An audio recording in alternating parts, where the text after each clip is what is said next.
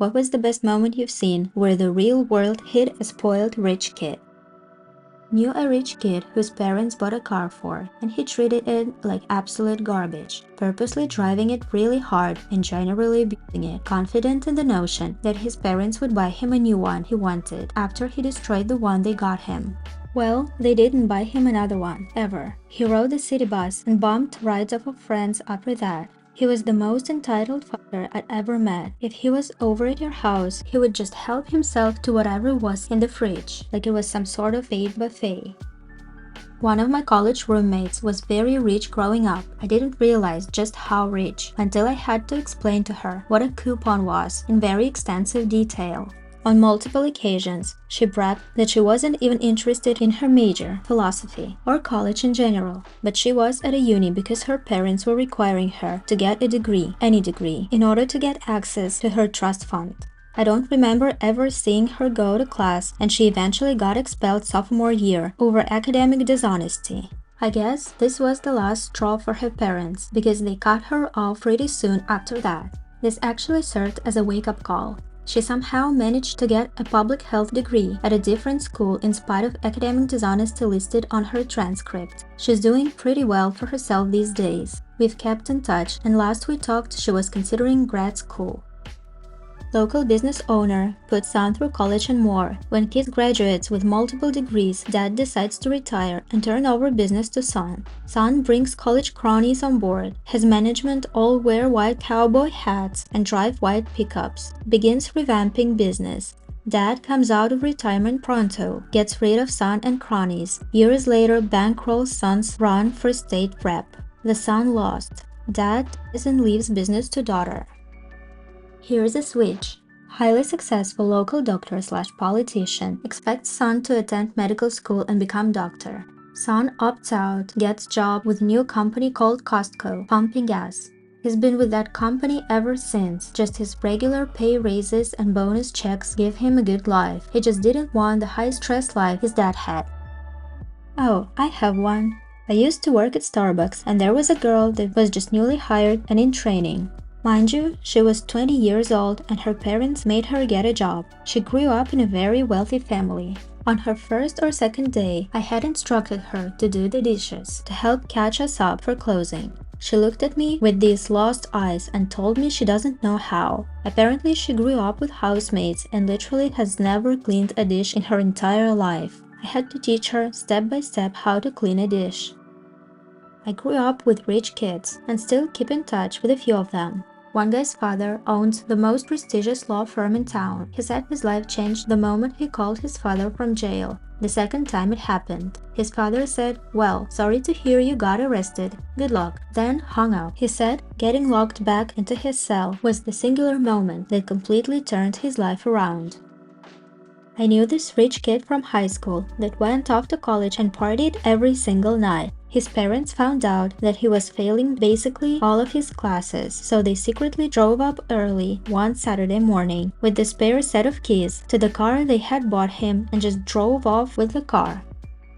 That one Instagram model who got caught on video talking shit to a security guard at VidCon. Not only did the guard stand his ground and not let him in because he wasn't famous enough to be given a pass and too rich to just buy one, but once the internet saw the video, the guard ended up with more followers than the kid. At a Starbucks, and she thought apparently people gave her parents free drinks and such for her all these years. Like the cashier told her the total and she said, "Wait, I don't get it for free?"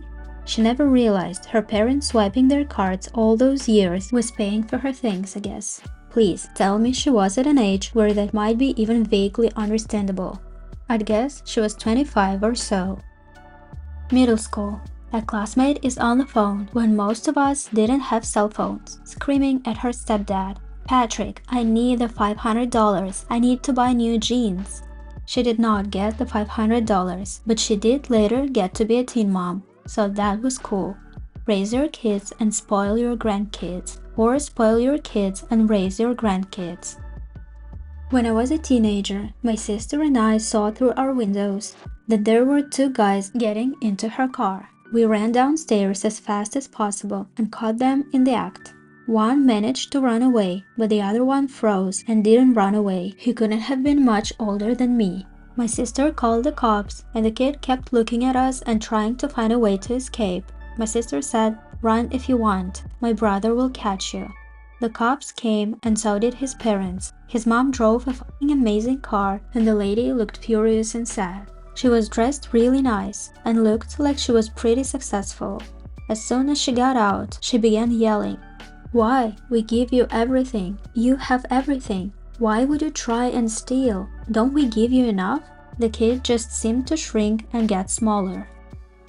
Nothing too serious, but I taught at an international school in Africa, and we would take the high school students camping 1 week out of the year. Many of these kids are not used to camping at all and have never even taken public transport. They have full-time drivers bring them to school and pick them up. Some of them are from very wealthy and politically connected families. Having to set up tents and get dirty, not be able to shower every day, and sleep on hard ground is new to them. Some of them actually love it, but others are sad, pathetic wretches the entire week. Nothing is the great equalizer like camping.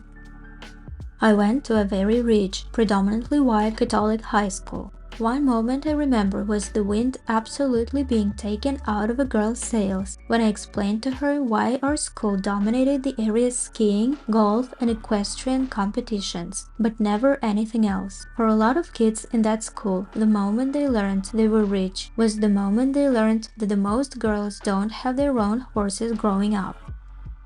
I knew one who apparently couldn't fathom how people live on a budget. We used to hang out a lot at her insistence, but she liked to eat at expensive places, whereas I'd have no issue having my meals somewhere cheaper. However, she kept pouting and insisting I stay. I said I couldn't, unless she wanted to spot me. She didn't. I then walked her through the math and showed her that the cost of my meals with her every day totaled my entire wage for the month. She didn't stop pouting, but from then on I could eat by myself in peace.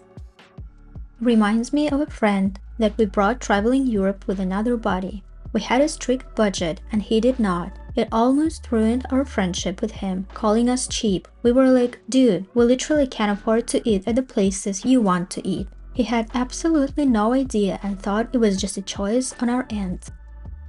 I had a roommate my freshman year of college that came from an incredibly rich oil family from the Middle East. I remember him having the hardest time adjusting to not having someone else prepare him food.